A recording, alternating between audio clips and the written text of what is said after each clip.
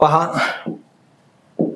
वयवारीच्या प्रश्नामध्ये पटीचा प्रश्न म्हणून अशी याची ओळख या प्रश्नाची. 10 वर्षापूर्वी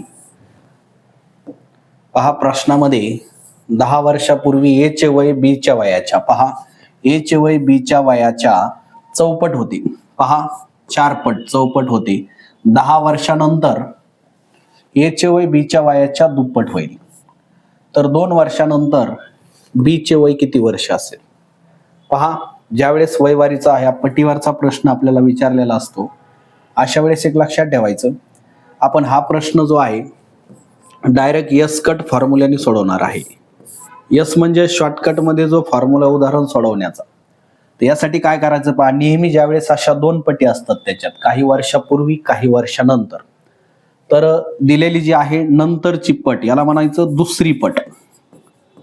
दुसरी पट गुणिले वर्ष, यानंतर कंस बंद करून वजा पुन्हा वर्ष घ्यावं आणि छदामध्ये पटीतील फरक घ्यावा. पहा, पटीतील फरक. मग या उदाहरणामध्ये 2 पटी दिलेल्या असतात, जी पहिली आहे चौपट, दुसरी आहे दुप्पट. म्हणून इथे जे मिळणारं उत्तर असतं, या दोघांपैकी जी लहान व्यक्ती, आता पहा ए चे वय बी च्या वयाच्या चौपटी म्हणजे लहान कोण आहे? बी आहे. इथे लहान व्यक्तीचं वय मिळत असतं, नेहमी लहान व्यक्तीचं. म्हणून दुसरी पट जी आहे दुप्पट आहे, 2 घ्यावे. वर्षामध्ये पूर्वीचे 10 नंतरचे 10, 10 10 20 लिहून टाकावे. कंस बंद वजा याच्यातून 20 करावे.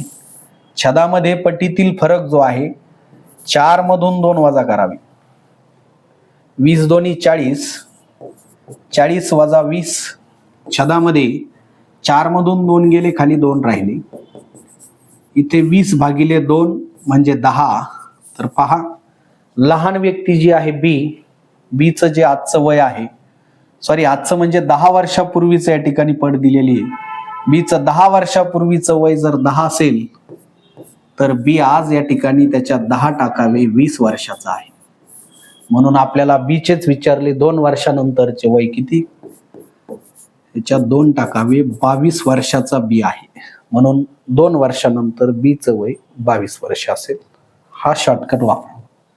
ओके.